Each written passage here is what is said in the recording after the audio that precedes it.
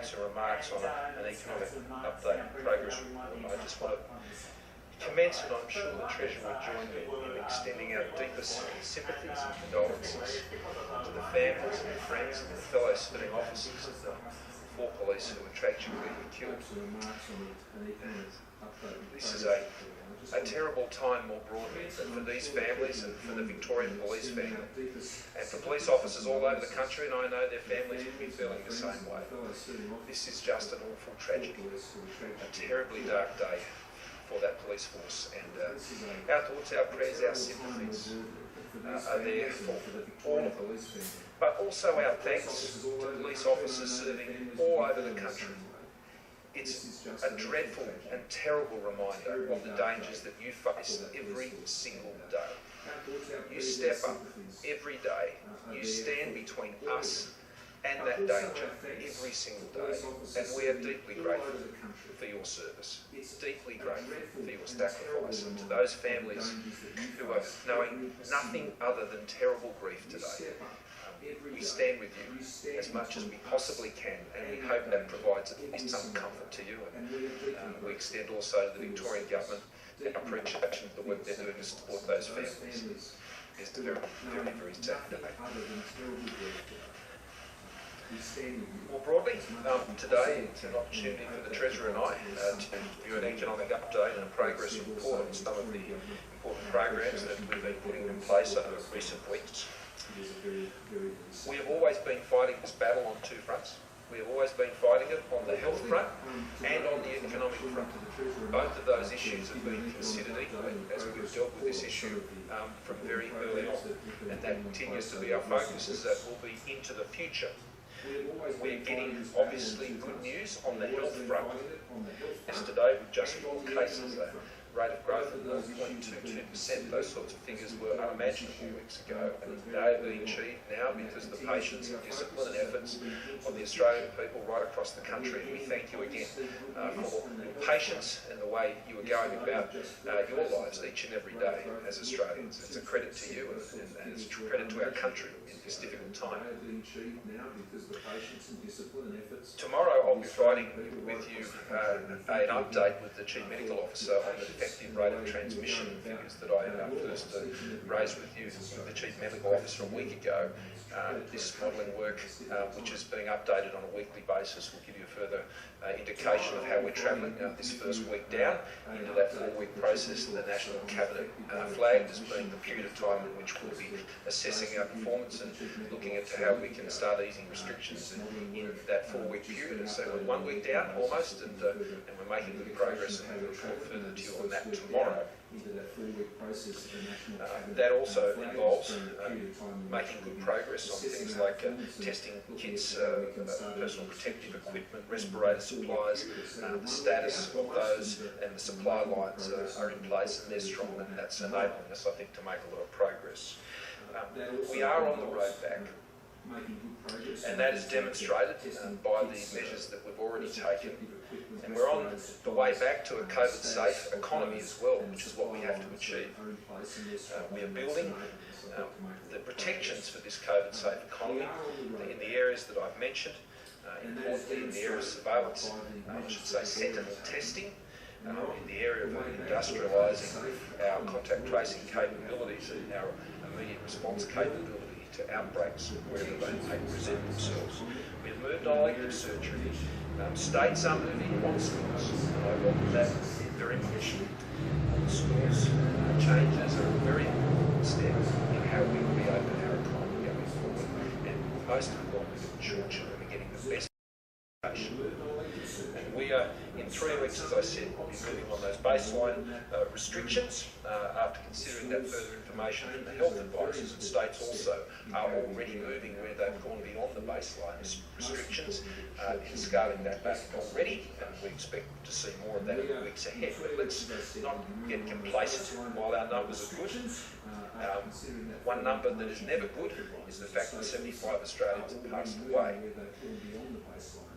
And as sad as that is for those families, let's not forget that in countries that are smaller than Australia, like Belgium, 6,262 people have died In the Netherlands, 4,068 people have died.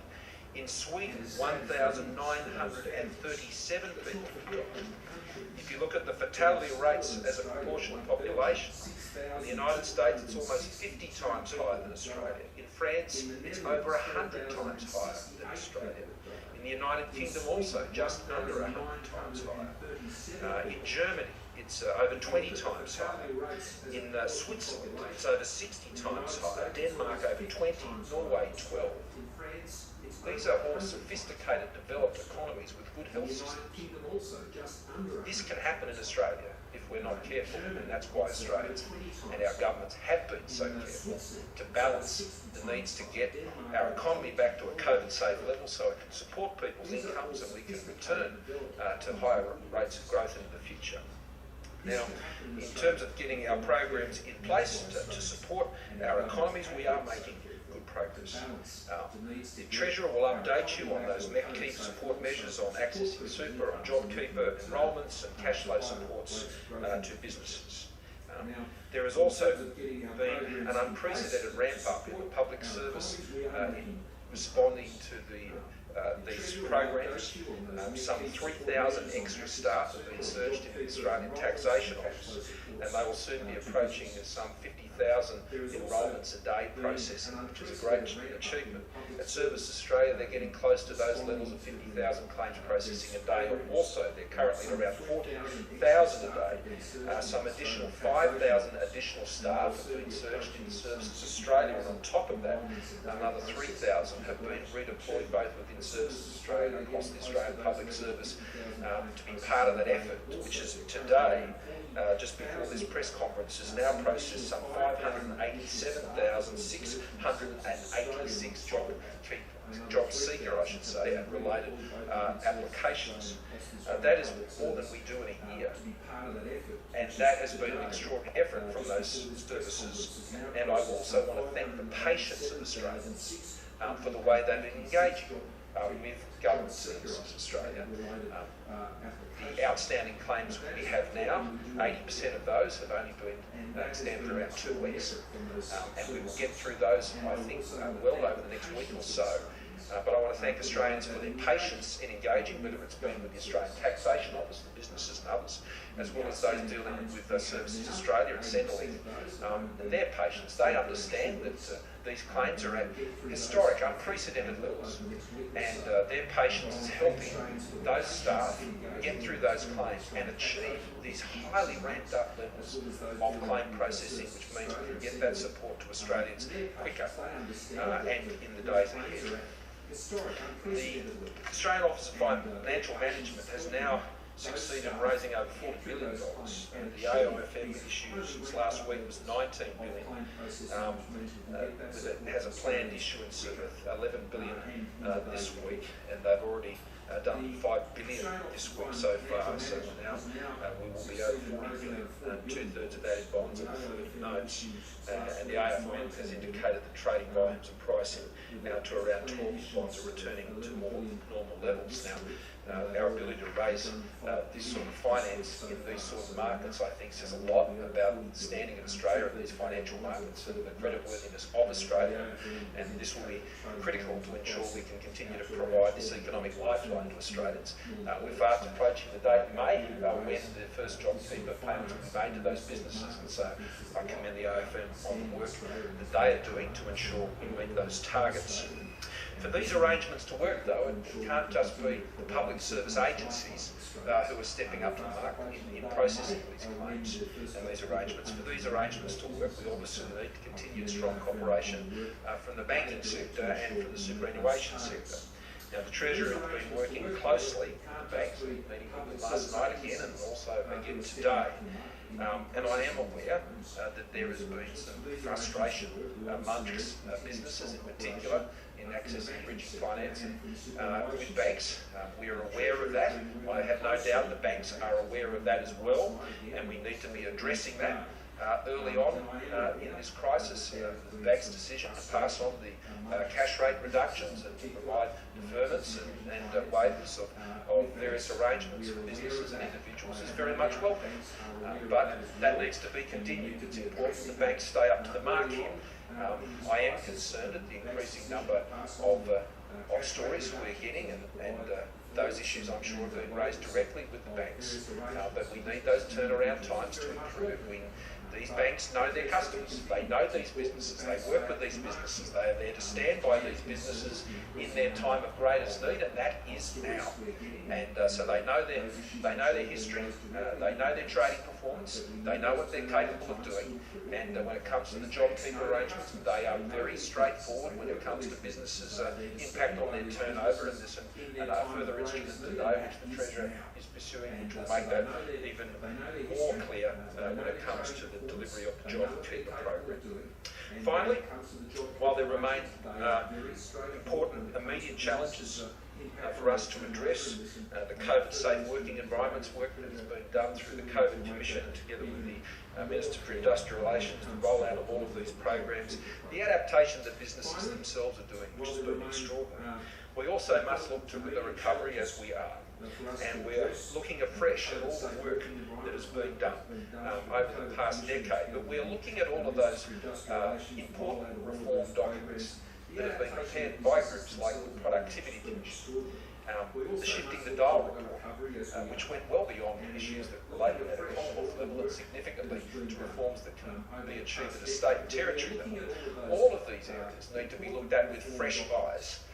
We need to go through this process at the moment of harvesting all of these important policy options and how they can be utilised to have an effective and sustainable and strong recovery on the other side of the coronavirus. So we will take the opportunity in the months ahead to work through all of those arrangements. The COVID Commission is engaged in that process, Treasury, of course, and the government more broadly, but also engaging with the many partners we're working with at the moment as part of the broader COVID response, the states and territories through the National Cabinet, the excellent working relationship we've been establishing with the ACTU.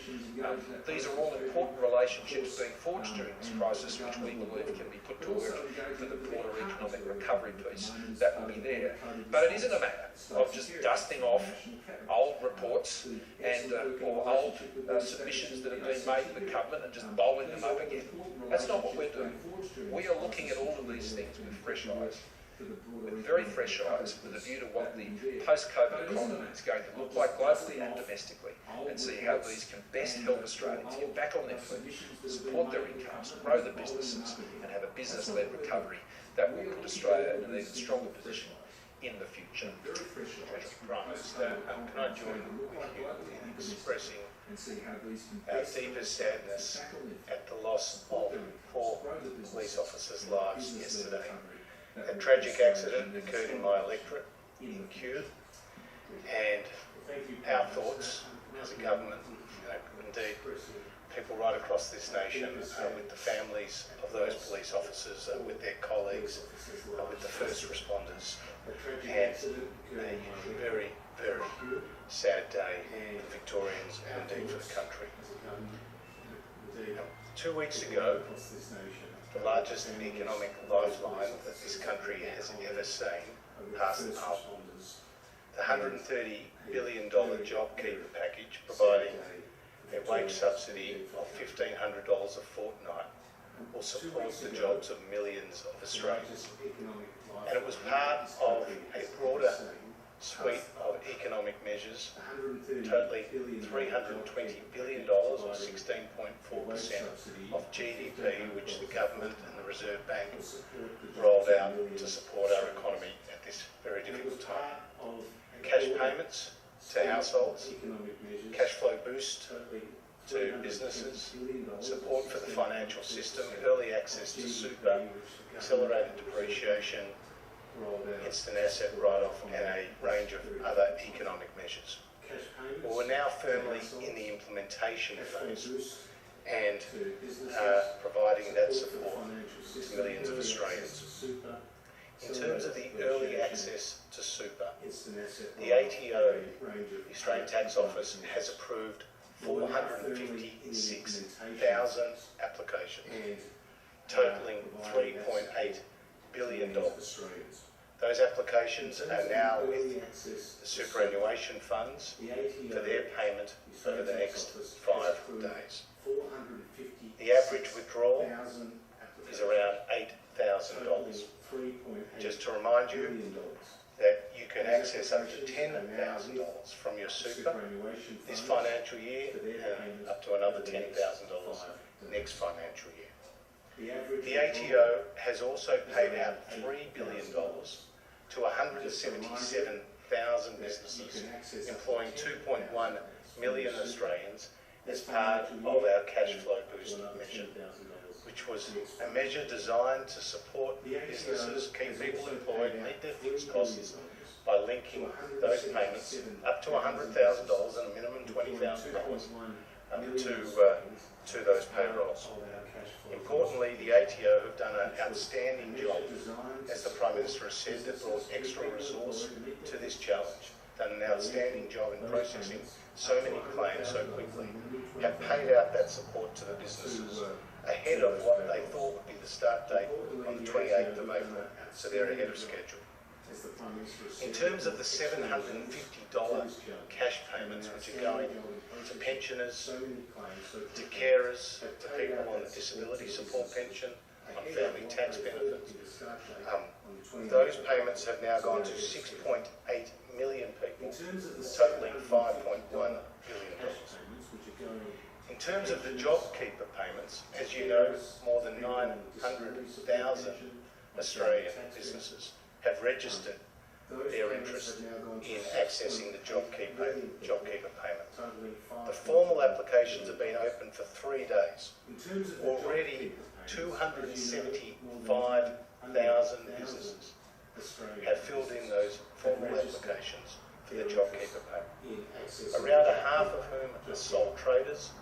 The others are obviously incorporated businesses, partnerships, trusts, not-for-profit organisations. They cover a whole range of sectors: technical, scientific, financial, services, construction, retail, accommodation and the like. As the Prime Minister said, we're very conscious of the fact that the banks are playing a vitally important role in bridging the finance that these businesses need to pay their staff ahead of receiving the first payment in the first week of May. Now, it was an integrity measure as part of the system that businesses had to pay their staff before receiving their first payment. Today, I held a telephone hookup with the 4 bank CEOs and the Tax Commissioner, Christian. It was a very productive discussion. And we emphasised the need for the banks to provide the support to those businesses.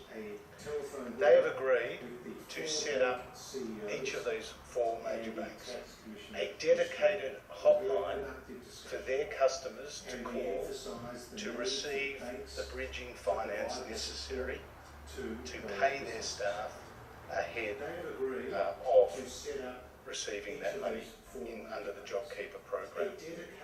Importantly, they have also agreed to expedite the processing of all those applications to the front of the queue.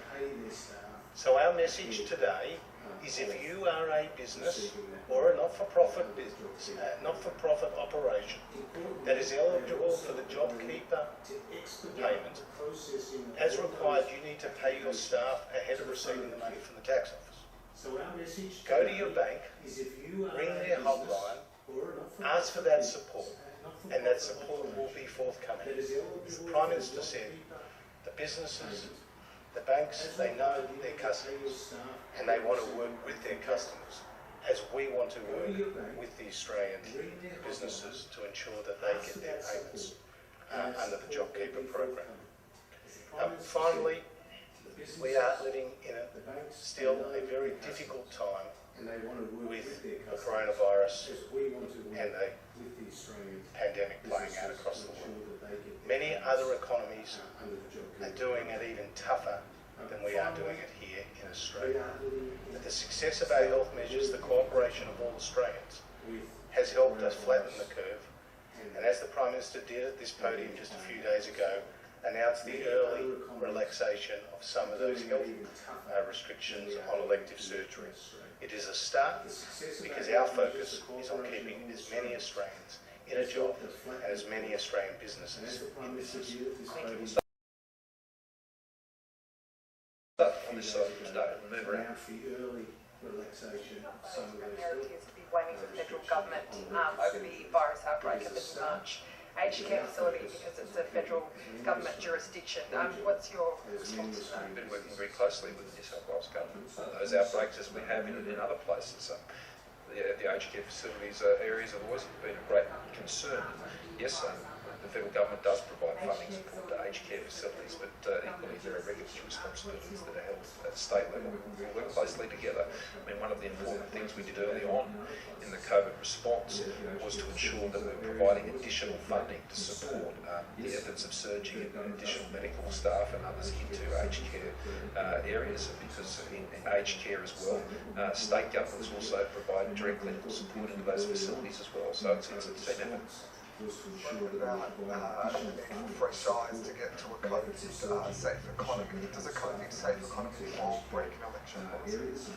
It involves ensuring that Australia is still in the safe and most prosperous place that we possibly can. An updated timeline for when the contact tracing app will be released, Prime Minister, and what's the strategy for marketing it and promoting it to ensure enough Australians take it up?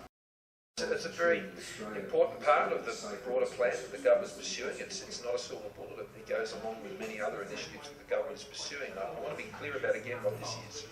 This is a tool, a public health tool, to assist health officers and state and territory governments when someone has contracted the coronavirus, to assist them in that work to contact others who may have been affected. That's what we're trying to do. That protects every Australian. Every Australian will be safer if those health officers are able to contact you more quickly if you have been exposed to the coronavirus. And importantly, that means that you will be less at risk of infecting others if they can get to you fast. And so we want to help those public health officers. There's been a lot of, quite rightly, praise and commendation for our health officers, our nurses, our doctors. You want to help the health system, you want to help nurses, you want to help paramedics, you want to help doctors and say thank you for the great job they're doing, then you can help them by supporting and downloading the app, which will be released soon. Now that app, the information that is collected from that app goes into a national data store that is fully encrypted, and the Commonwealth Government has no access whatsoever to the information into that data store. None. Zero. Zip. Nothing. That information can only be unlocked by the health officer at the state and territory level in direct communication with the person from who has contracted the coronavirus, in releasing that information into the data store. That's how it works. It's got one job, just one job. We're not having it do other jobs. It'll never do other jobs. It's for a time-limited period. It has the specific job of helping public health officials help you. Help them, help you. That's the simple message, I think, of this. And there will be a strong communications campaign to get across this very simple information, but also to assure people about the very significant protections that will be put in place. We've been listening carefully to the debate that has followed since I first indicated that we're going down this path. And we've been responding to that, and we've been ensuring that the protections are built in. So this just does focus on this one job. We have no interest in doing it any other job. There is no geolocation. There's no tracking of people's movements. None of that is true. It has one simple job: to help that public health official. As I said the other day, following the National Cabinet meeting, the states and territories have given their in-principles endorsement to this. They strongly support the measure, and they'll be backing that up and have requested to back that up with their own communications campaigns as well. Prime Minister, can you just detail what sort of inquiry you'd like to see into the genesis of this pandemic and the sort of lessons the world can learn? And what's your message to China about its responsibility to comply with such an inquiry? Well, my message on the latter is the same for all nations. And what I'm simply seeking and advocating for is two things. And the Foreign Minister set this out in her opinion piece this week. We will need an independent, inquiry that looks at what has occurred here so we can learn the lessons. Now, there will be debates about the timing of that. We're in the middle of dealing with the pandemic right now, and I understand some of the hesitations that have been expressed about the timing of that particular inquiry. But Australia would cooperate with such an inquiry.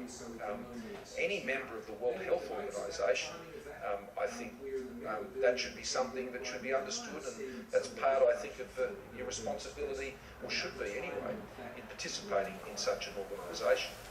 The other thing that can happen, and you can do two things at once, and that is to look at things that can be done to improve the safety of the world more readily. Now, people are aware of my view about having the sort of authorities that would enable independent public health inspectors to be able to go into areas where a virus and potential pandemic implications can be understood quickly, because that information undoubtedly can save lives. Now, you'll know that with weapons inspectors, that people access that because those who sign up to the weapons inspectors arrangements sign up to that if they're in that situation, then those inspectors would come in. Now, I'd expect the same arrangements in terms of what I'm suggesting about how that can be done. They don't have a roving commission to go anywhere they want in the world. If you're going to be a member of a club like the World Health Organisation, there should be obligations and responsibilities attached to that. And that is why you would collectively band together in a global organisation like that to protect the world's health. And I would think that the ability to understand what's happening in a particularly dangerous virus that has the potential to do what this virus has done to the world, people would want to know that information sooner rather than later. So look, advocating anything and pushing anything globally is ambitious at the best of times. But that doesn't mean Australia should stand up for these sorts of things, for independence, for transparency, for public health, for taking action early, for sharing this sort of information. These are important principles, and Australia will stand up for them. I'm sorry, well, then now I'll go to it. Prime Minister, you mentioned before how dangerous this virus is. How important is it that people continue to adhere to the quarantine measures in place? And are there any circumstances under which anybody should seek to make themselves exempt from those quarantine measures, irrespective of their status in society? We're all in this together. All of us. And I think that's the expectation of all Australians. You're flagging for the October budget, just two parts. A, when you said you're going to cast fresh eyes on everything that's been done in the last decade, with that include the Henry tax review, and separately, just one of the better term I like to say, for the vacancy of work.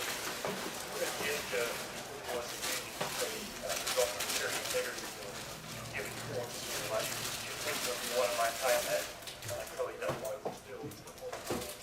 Oh, look, Phil, I'm not about to sort of start articulating a public reading list on the topic, nor am I about to engage in horse trading from this podium about this process. What I'm honestly saying to Australians is we're looking at all options with fresh eyes in a good faith way, and I would be encouraging everyone else who has a stake in this, and that includes the union movement. It's about jobs to engage in a similar good faith manner. Prime Minister and Treasurer, we know there's good reason why you deferred the full budget to October. Would you consider some sort of economic statement or mini budget update in the next month or two before then?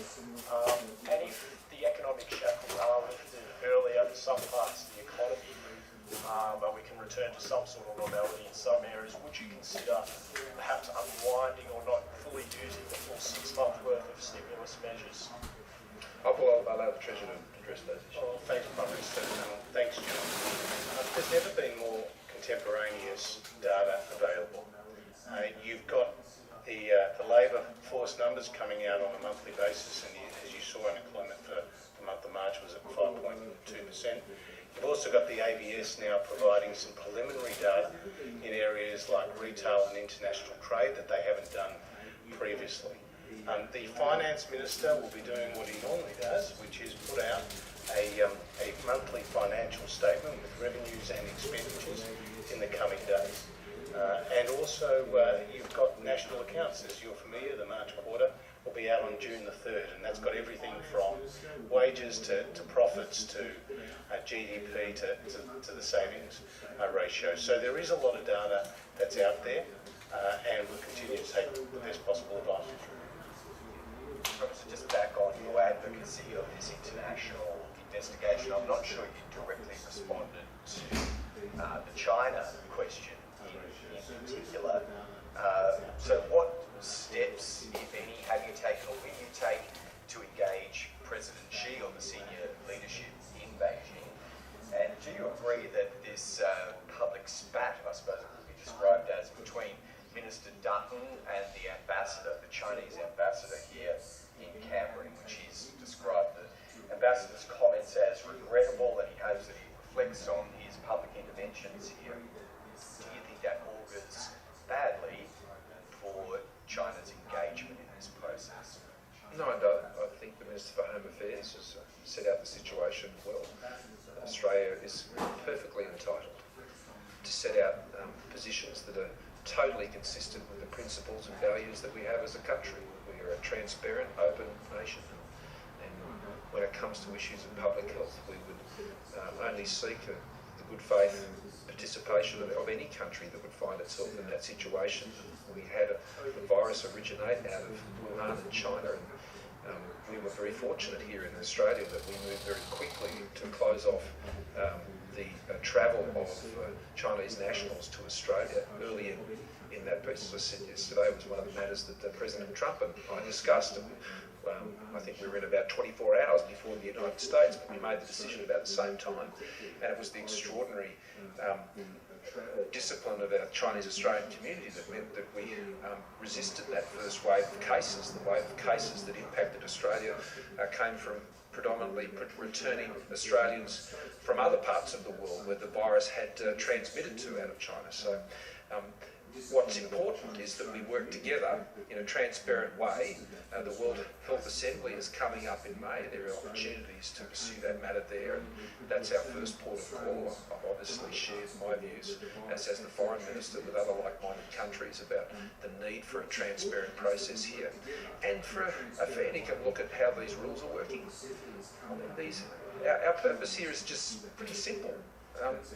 We'd like the world to be safer when it comes to viruses. It seems like a pretty honest ambition that I'm sure most people in the world would agree with. So it'd be great if we could achieve that, and that's the spirit in which we're pursuing this. And I would certainly hope that any other nation, be it China or anyone else, would share that objective. You flagged that construction is an industry that you see as low risk and high value, that we can keep going in a COVID-safe economy. But because construction companies are often statewide, we've seen instances where workers are laid off in one particular area where work is slowed down. They don't qualify for JobKeeper because there might be projects and revenue elsewhere across the company. Is the government looking at ways to keep those tradespeople connected to those businesses? Obviously they can get job seeker, but that doesn't have the same, commitment between the employer and the employee out the other side of the coronavirus pandemic. Well, I'll let the Treasurer comment on the issues about group companies and things like that and how that's been progressed. But the best way to get Australians back in jobs and back working is to get our economy opening up as quickly as it can, subject to the health constraints, whether that's in the construction industry or anywhere else. Now, I am pleased that working with the states and territories, the many significant projects that we have, that we co-fund at the state and territory level, well, we're keeping up the pace on those. And we're looking to put the pedal down on those too. That's an important part of the economic recovery. So the best way to get people off JobKeeper and off JobSeeker is to ensure that those businesses are busy again. And that's why opening up the elective surgery is important. That's why opening up our schools again is important.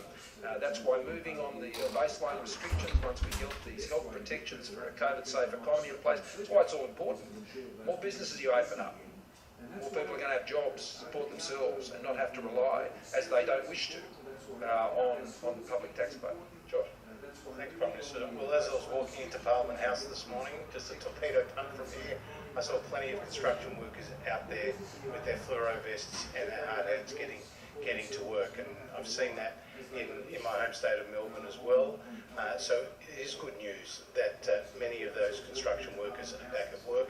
Obviously, those particular arrangements for businesses that may have some projects working and others will be matters for that business, and we say to them to look after their staff, to make the necessary arrangements, and obviously if there are issues that fall within the discretion of the ATO, to speak directly to them.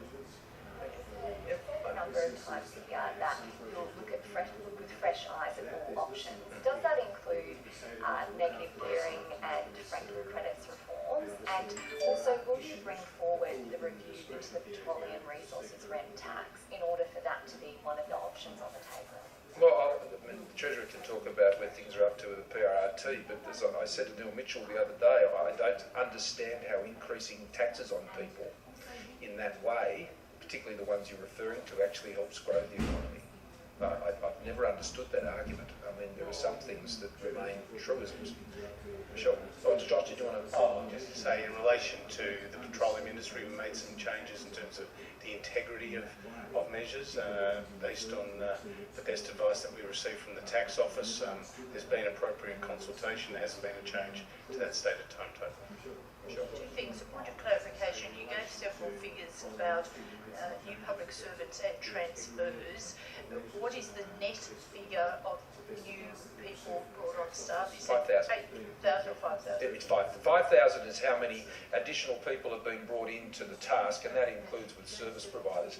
As you know, early on, one of the first things they did with the service providers was to lift some of the call centre staff out of, I think it was out of one of the airlines actually, and have them move in, and they started processing job seeker claims, which has worked very well.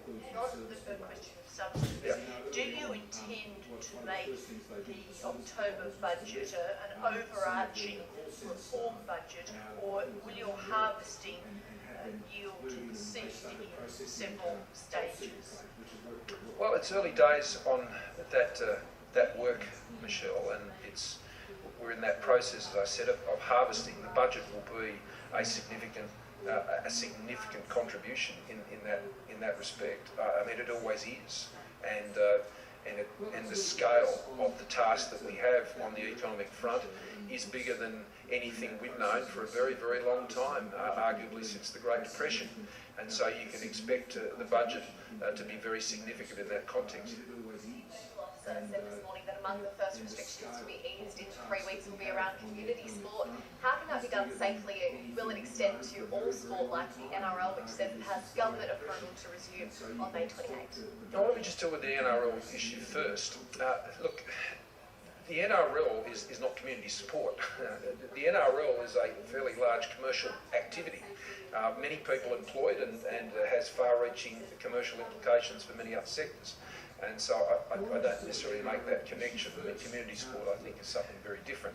And what the National Cabinet does in several weeks' time, and what recommendations the medical expert panel, which Professor Murphy is a part of, wish to recommend at that time, well, I don't want to get ahead of that, and they will make their own arguments as to what is doable and how that can be achieved at that time. So until we have that advice before us, I wouldn't be offering a view on that.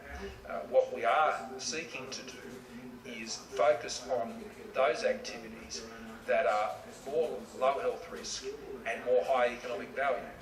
My priorities are to get kids back to school, back to work. That's what my priority is. And in terms of the broader social restrictions that are overseen by the states, I think there is a reasonable expectation from the public, based on the tremendous patience and discipline that they've shown, that they will get some relief on those fronts as well. I welcome, for example, the decision taken by the Queensland government overnight regarding the funerals. I mean, people probably could see my strong views on that last night, and I really do welcome that. That would have to be one of the hardest measures.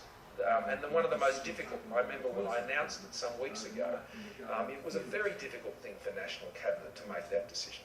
And I'm pleased that we're getting to a point now where Queensland and others feel that those measures can be wound back. Now, in terms of the NRL, I mean, it's principally a matter for the New South Wales government because they, as I understand the proposal, that's where the matches are being played, and so they have the health authority over what occurs with that. And so if you're looking for what the health agreements or approvals that are being provided. That's entirely really a matter for the New South Wales government or any other state governments who may be involved in where games may be played or how training is being conducted. The Commonwealth government doesn't have any direct role in any of that.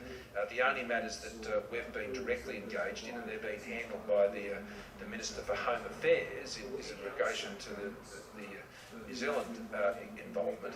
Now, I speak weekly to Prime Minister Ardern, and there are many issues we discussed. There was the issue that came up recently about our borders. Now, if there is any country in the world with whom we can reconnect with first, undoubtedly that's New Zealand.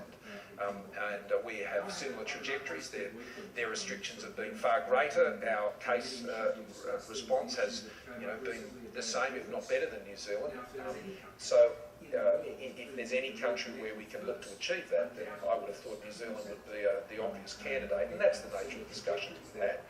And so there already are exemptions that the Border Force Commissioner have to enable individuals to come, and that is an area that I think we can look potentially favourably on, provided all the other arrangements are in place for regarding public safety. So that's something we'll just work through patiently.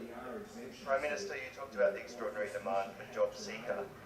Sorry, just didn't hit job seeker, the extraordinary demand for job seeker.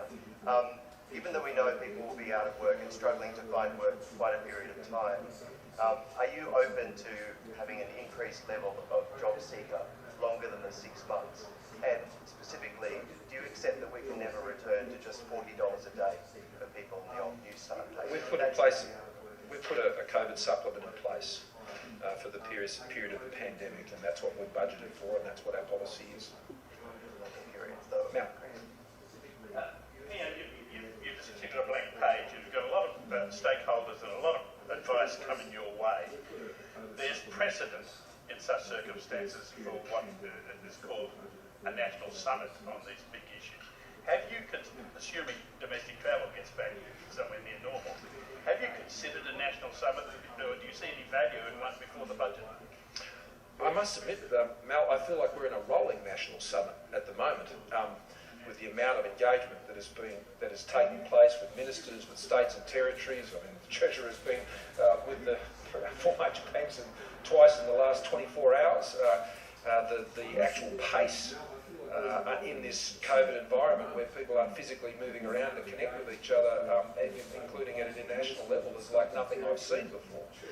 The level of cooperation that is occurring between the COVID Commission, industry, business, unions, others, this is quite an interesting period, and I think it is positive in the sense that it is drawing so many different views and feedbacks far more quickly than it normally does, and I welcome that. So while not being drawn on any specific events, Mal, I mean, of course, we're trying to harness, I think, what is a very strong institutional ambition here amongst the many different strands of our economy and our society, whether that's in the not-for-profit sector, whether it's in the industrial sector, whether that's mining resources or manufacturing, the educational sector, our universities, our research institutions, the CSIRO, our states and territories, our independent schools. There has never been, I can't recall a time in my public life or in public policy where there has been so much of this occurring,